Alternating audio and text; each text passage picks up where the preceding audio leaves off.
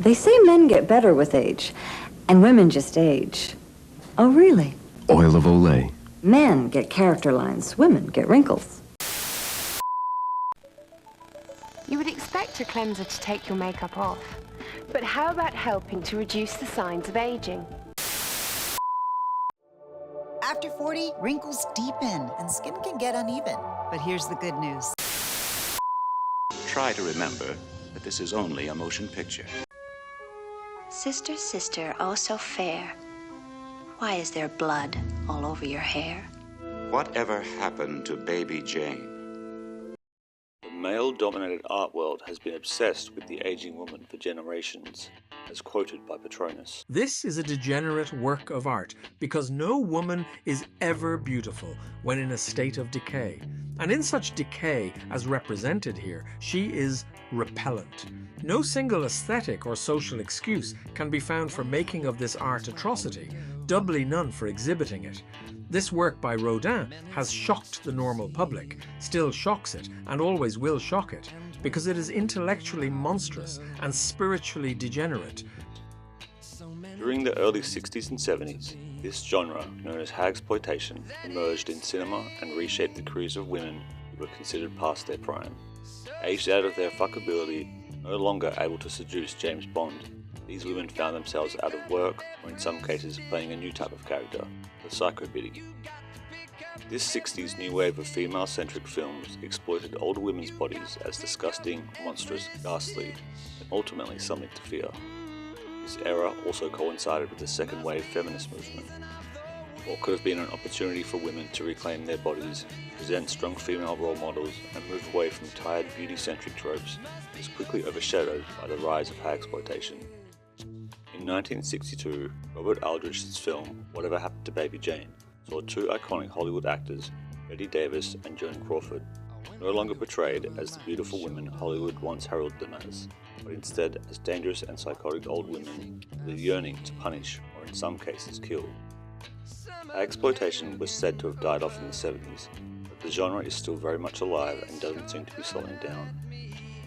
Films such as Barbarian and X, both written and directed by men attempting to craft stories through a feminist lens, still fall into the tired trope of the hideous naked woman as a monstrous killer.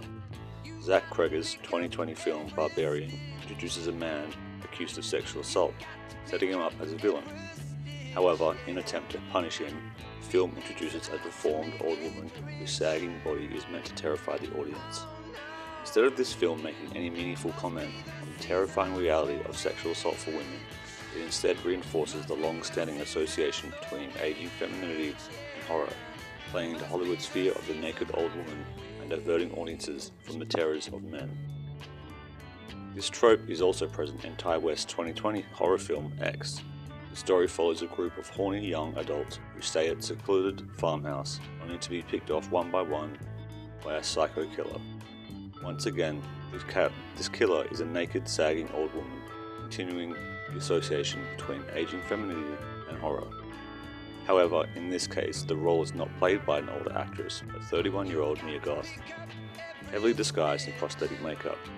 At this point, the film is making the only role that older women are seemingly fit to play redundant, while conveying the same message of women out of their sexual prime as something to be disgusted and feared. It's exhausting, unoriginal, and ultimately reminiscent of the patriarchal values that continuously suppress women's opportunities in the arts. But maybe all along what Hagsploitation needed was Coralie Fargeet's 2014 The Substance, a film that attacks this subject head-on and kicks you while you are down, while showing more breasts, butts, and blood than any award-winning film of the last decade. This film's story is one of that is not all unfamiliar with the genre of Hagsploitation. A once adored female television fitness instructor, played by Demi Moore, has aged out of her prime and is now being replaced by a younger, more beautiful talent played by Margaret Qualley, which after some extreme body horror results in the typical frightening, sagging, breasted, scorned woman out for revenge. The Substance does not hold back in its commentary on the experiences of women and their relationship with aging. In one particular scene, Moore's character is trying to leave the house to go on a date, but every time she nears the front door, she is bombarded with a provocative image of Qualley on a billboard. This sends Moore's character into a vicious cycle of not feeling attractive enough, and going back to do her makeup over and over until she decides to pull the plug on the date altogether. In a film that is hyper-stylized with fantastical sci-fi elements, this particular scene comes across as the most realistic and heartbreaking. Coralie Fargeet's approach to this scene drives home the harsh reality of how women are made to feel about the age through advertising and social media from the perspective of the female lens. But maybe the best way to drive a final nail into Hagsploitation's coffin is simple: let more female directors tell these stories from their perspective. In the 60s second wave feminism, Hollywood fought back against women's culture and political liberation by screaming witch, and that fear of aging femininity carried on through the 21st century well into the Me Too era. Films like X and Barbarian still lean on the same tired tropes, dressing them up as something new. Maybe Hagsploitation doesn't need to die, but instead just mature. If more female directors got the chance to tell these stories, we might finally move past the cheap horror of sagging skin and something truly more terrifying: the way women are actually treated when they age.